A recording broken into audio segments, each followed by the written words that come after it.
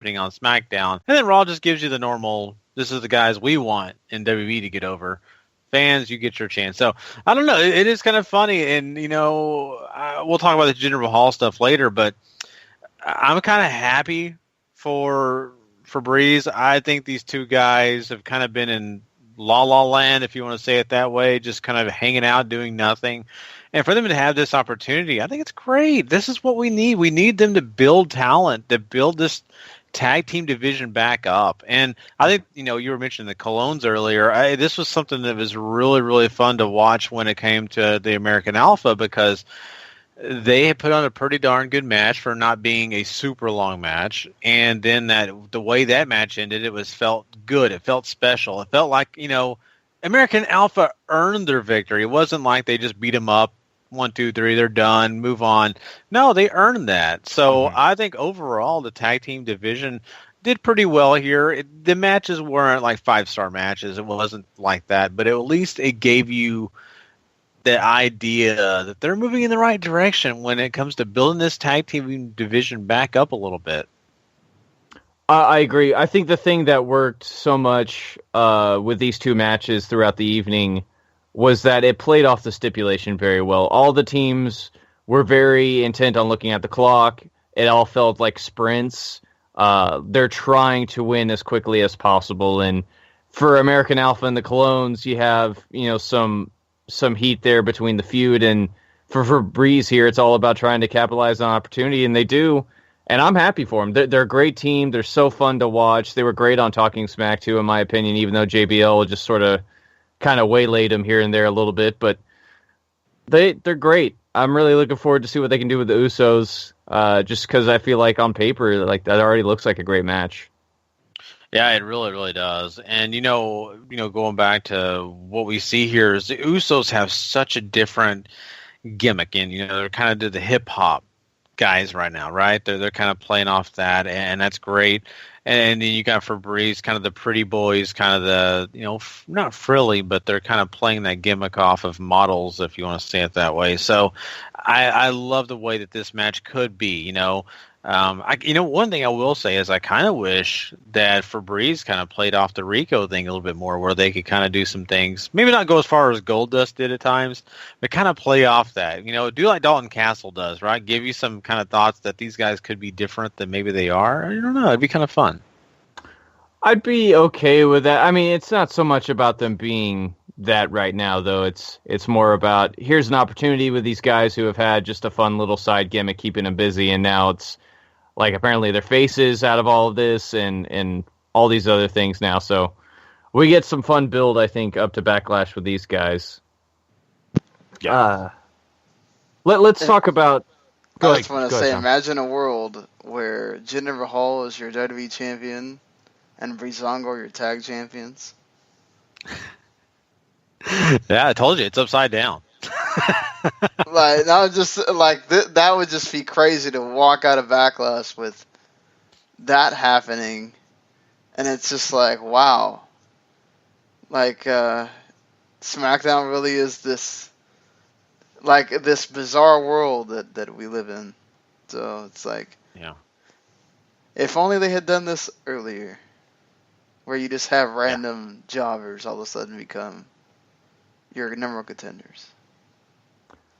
I mean, I guess to talk about this a little bit, like, whenever SmackDown first got here, they had to reestablish so many guys who had been something before, and a lot of those guys that they reestablished moved on to Raw, so now you have fewer guys that you've already established, some Raw crossovers, and sort of a field of guys who either haven't had opportunities or have had opportunities and hadn't done anything with them because of creative or whatever, and now suddenly these guys are getting opportunities and chances and stuff like that, and it does feel like they're finally living up to it, but I feel like, the land of opportunity thing has always sort of been there, just in a different way than it was before now. And isn't this the way we want this, right? Because I know we have these guys we consider jobbers, but to have the value and to have the quality that you want out of your wrestling promotion or wrestling roster, you want guys to be built. Like, we complain about this all the time, even when we talk maybe even another promotion like Impact Wrestling, where they have a bunch of guys, but no one's really built up, right? They're just throwing guys at you without really building those characters, and they're supposed to be important, but you don't know who they are. And I think sometimes we've gotten that realm, but SmackDown, it seems like they're now taking that initiative and saying, okay, well, we're going to give you a reason to like, Fandango or, Tyler Breeze. We're going to give you a reason to really care about the Usos again. And remember, the Usos were so far out of people's care when they were on Raw. Now, all of a sudden, the Usos are somebody you're kind of like, wow, these guys do have it, So that's what I like about that. And hey, the land of opportunity always makes me happy. Yeah, I agree. I look forward to SmackDown every week, so not said the same about Raw in quite a long time. Let's talk about the WWE title situation, because we have something interesting happen and something completely out of the 70s happen. Rusev, first of all, gets a pre-tape promo that looks like it's shot from his phone and says that he doesn't like the brand split. He doesn't like the superstar shakeup. He doesn't like Shane McMahon. He doesn't like Daniel Bryan.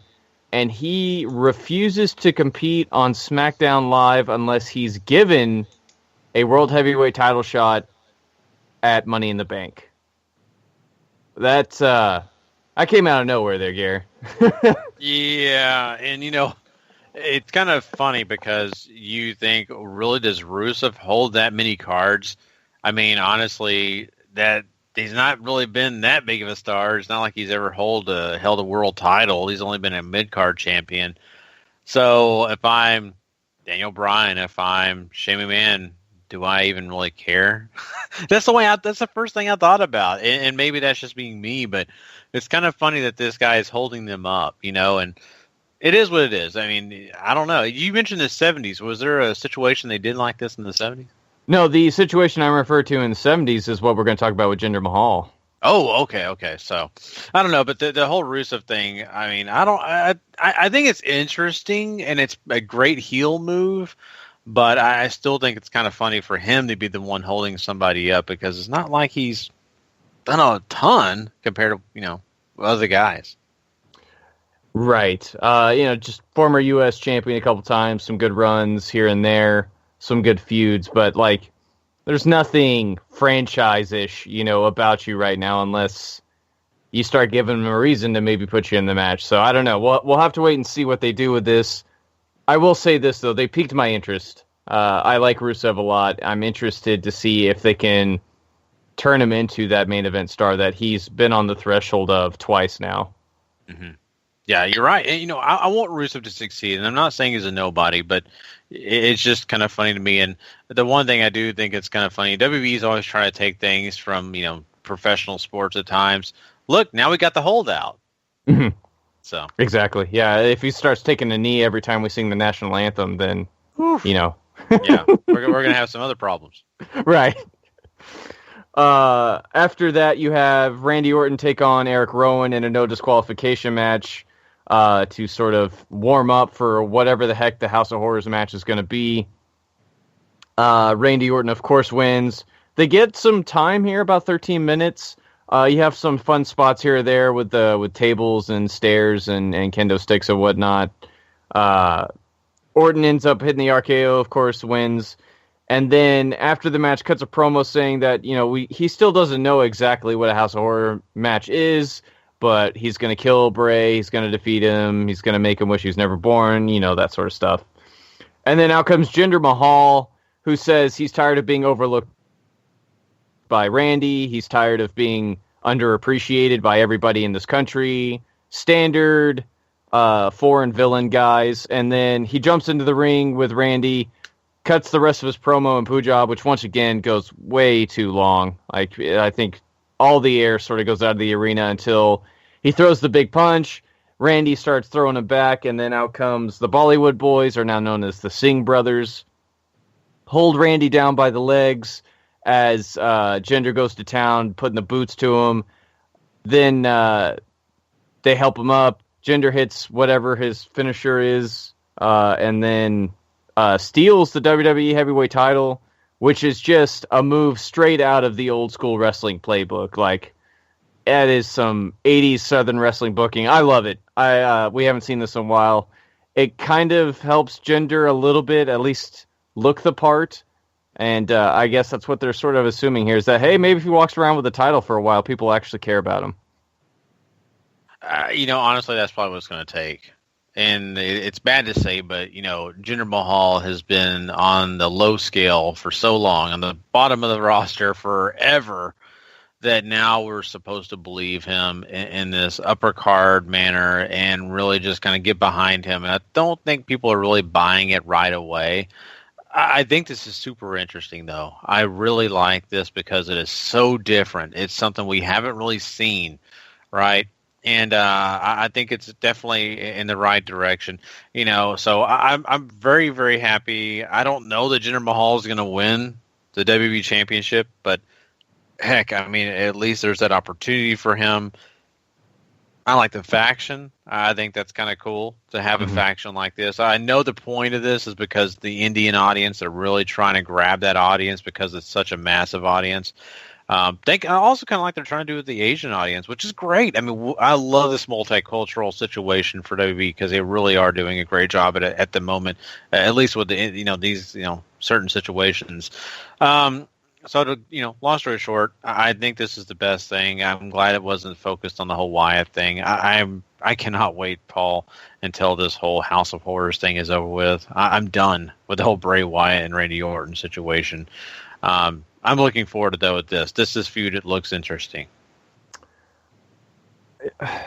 I still like a lot of other people. I don't know if I'm completely on board with all this, but I'm at least willing to give Jinder a chance, which if you walk around the internet in certain circles or a lot of circles, like a lot of people are just automatically discounting him. It's not like Jinder's a good talent, right? I mean, he's got an obviously assisted physique working for him right now, but he's a good talker. I think he's a fine wrestler. He's not overly great, but I mean, the worst out of it, like, even if he doesn't come out of this looking like a bed of roses, you could have an established mid-carder on your hands, and that's something SmackDown desperately needs. The Singh brothers are a solid tag team. Working with them and all of this, you can have another strong tag team to work with, which is much needed. So there's a lot of win-wins, even if this doesn't go the way WWE wants. Yeah. I totally agree. And here's the thing, and you're saying you're going back to the 70s. This is why I like it, because of that old time thought process. If you remember back in the day, it wasn't, hey, these 6 to 7 guys are just going to rotate, into this whole, main event scene, right? Mm-hmm. This is where they're going on SmackDown, where a guy that's in the mid card can go pop up there, have a run, do what he's doing, and then pop down. They can have the top guys, but also have some of those mid carders come up there and make some noise and maybe even establish themselves, where then they do come back to the mid card. They're very, very important. So that's a big positive here. One thing I do want to say about the match between Randy Orton and Eric Rowan, I'm still surprised that Eric Rowan, they are actually giving him opportunities. I really didn't think that they were going to give him this long of a match. And, as much offense as he got, I just want to say that, too. This is another guy that's getting an opportunity to look pretty good, for the fact that I think a lot of us would probably say, yeah, Eric Rowan, he's kind of the comedy fodder. He's kind of the bottom of the barrel. But no, not at all. Mm-hmm. There's a part of me that wants to see him and Harper take a run at the tag division again, just because they were so great together. But at the same time, I want to see Luke Harper succeed as a single star too. And I think Aaron Rowan can certainly have his place somewhere on the roster. Once again, he's not another super over the top amazing wrestler or anything like that, but I think he's fair. And we haven't seen a lot of his promo ability, but there's something there to work with. And I mean, he's big, of course, so WWE is going to jump on that no matter what too. But another guy that you could turn into a solid mid-carder for you too. Mm-hmm. So I think the only thing we have left to talk about here is all the women's division stuff, which was a big focus on this show. Charlotte gets an interview early in the show saying that she has gold running through her veins. A queen needs a new kingdom. Everything she said before, but of course pointing it home as she looks to challenge for the women's title. Naomi gets a chance to rebuttal later on and says that it's if Charlotte did beat me last week, she admits that she knows she's good But the way she's talking around here, like she's not the queen bee yet. It's still Naomi. So, and she's about to go out there and prove it. Before they do, however, Becky Lynch gets a promo and talks about how she's not a giant fan of how Charlotte has gone about getting her opportunity, but has gotten her results, and so she respects that. And then in comes the what is being termed as the welcoming party by commentary so hard that it feels like that's the name of this group. Carmella, Natalya, and Tamina walk in with James Ellsworth and try to sort of coax Becky over to their side to come out and help them show Charlotte that just because you walk in here from Raw and, so many times women's champion and whatever, that you're just not going to be given things around here. Becky on Talking Smack says she's not going to join them, and she doesn't come out during this match, which is phenomenal. Charlotte and Naomi way overperformed from their last match a week before. This is more along the lines of what I was expecting last week, too. Just, you have two super athletically gifted women in there, really showing you everything they can do. I'd love to see them get more time and on a bigger stage and really let them cut loose. But Charlotte ends up winning by disqualification because the welcoming party comes out, beats on Naomi, beats on Charlotte, and that's how they send the show home, pretty much, with the bad girl standing tall, and things getting interesting around these parts, Gary. Yeah, it is quite interesting, and it's kind of funny too because you're putting Charlotte in that kind of babyface role, which is kind of been a long time ago for Charlotte, if you want to say it that way, because for the most part of her career, it's been about being the evil queen, right? Mm-hmm. She's been, taking everybody's heads off. She's really good at it. She's excellent on the mic, and this is a situation we have not really seen her in. So I appreciate that fact on SmackDown that this is not a situation we're used to with her. The welcoming party as they are, I think they're okay. They're not exactly the most exciting people in the world, but they're taking care of business. They're getting things done. A heck of a match, like you said, Paul, a lot better than last week with Charlotte and Naomi. But, you still have that looming and hanging in the balance of, wow, Charlotte got kind of screwed over because she could have possibly won that match, despite the fact that Naomi did block her big move before, being pulled out of the ring. So we still have that opportunity to see that match again. That's fine. But yeah, I don't know. I'm really curious to see how they're going to carry this out. In the end, I'm really thinking that, eventually Charlotte's going to prevail, and I think that she'll stay evil or whatever. I really don't feel like she's going to become a babyface even out of this whole thing. I think they're going to keep her in that realm. Just right now, this is the best way to show that, hey, she's a big deal here. Now Natalya and others have to respect her after, she beats them down. Yeah, Charlotte right now is somewhere in the middle of things, that tweener role where she's not really face, not really heel. It's the same actually had on Raw. She's just getting cheered for it over here on SmackDown, and they just sort of either seem to be rolling with it or don't want to accentuate all the Mean Girl stuff, as she's just here to prove that she's the best right now, and that's all she's driven by. So, that's easy to cheer for. I wonder in the back of my mind if there's a Becky heel turn coming, just sort of to freshen things up a little bit, just because, we've seen the heel Charlotte and Becky thing relatively recently, and it would be interesting to see it on the flip side, especially Becky, who was wonderful on Talking Smack, by the way, with Renee and JBL. JBL is sort of trying to coax her into being somebody who cheats and takes the low road, and Becky very staunchly, of course, is like, no, I'm taking the high road, I sleep better, all this other thing. But she wouldn't let go of the fact that people keep on succeeding by taking all these shortcuts. And it like there's that longing there almost, which I thought was very well done. So I think this is a good situation to keep an eye on. It's interesting. There's going to be a 6-woman tag for sure at Backlash between all these girls, I'm sure. But whether we get that heel turn or a face turn or whatever out of this, there's going to be something big that comes out of this one. Yeah, and if it's a slow burn, that's going to be really interesting, right? Oh, yeah. Because if they just kind of ease into it and they don't just slap us in the face with it, I think it's going to be perfect. It's going to be pinpoint in a direction that's going to shock us all, or at least get us like, a little bit excited, saying, "Oh wow, it finally happened." That's what you want. You don't want to you don't want to show your cards too soon, right? So I'm all up and excited about some changes being made. The problem with turning another person heel is who's the only babyface is Naomi. Like there's nobody else. I mean, you got Charlotte as a tweener, Hmm. but I mean that's the only issue we have here. You've got to have more baby faces, and Naomi doing it on her own.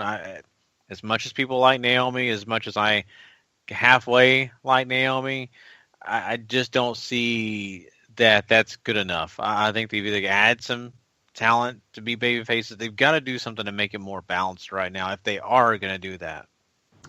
I think it depends on one, whether the heel turn is going to happen or not, because obviously I don't know, but two, Charlotte being on the fence, it would be pretty easy to turn her face, because then you would be in that situation that we've talked about on here before, where you sort of have the whole division just gunning for her and everybody's after her, and whether she ends up with the championship or not is sort of secondary, because behind that you could have Naomi trying to continue to prove herself that she's just as good as Charlotte and everybody else in the division until Nikki Bella comes back for however short or however long she's going to be gone. So, yeah, and I understand that, and I guess I'll be okay with it. But I'm just saying, Charlotte is one of the best heels in a long time when it comes to the women's division.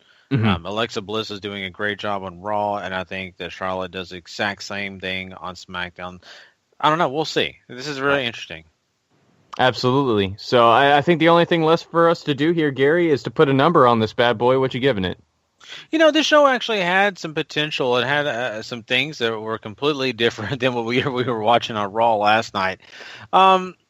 Overly, though, when I look at the matches themselves, there were some pretty good matches, but nothing super spectacular. I think I'm going with a 7 here. I wasn't disappointed in this at all, but it wasn't overly great.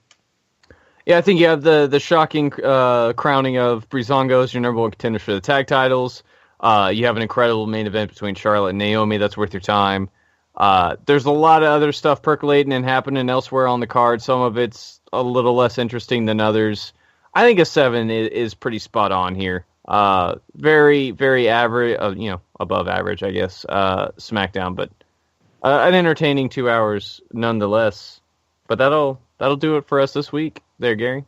All right, man. Well, once again, people, if you want to come check us out on some other great reviews, we'll be doing NXT this week. We'll also be doing a 205 Live that you're going to want to go check out. These are some great shows. These review shows are a lot of fun for us, so make sure you go subscribe to W2. Basically, the Wrestling of the Max, that gives you all our great stuff here. Also, if you want to get other great shows, Wrestling of the Max has a partner, and we're a part of this network. It's called the W2M Network. So make sure you go subscribe there if you want some other great stuff. And, of course, W2Mnet.com. So don't forget any of that. We appreciate you joining us tonight, and we will see you guys down the road. Have a good one, guys. The following podcast is a W2M Network original production. Visit W2Mnet.com for all of our other great podcasts, plus news, reviews, articles, and opinions from the worlds of wrestling, video games, football, and entertainment.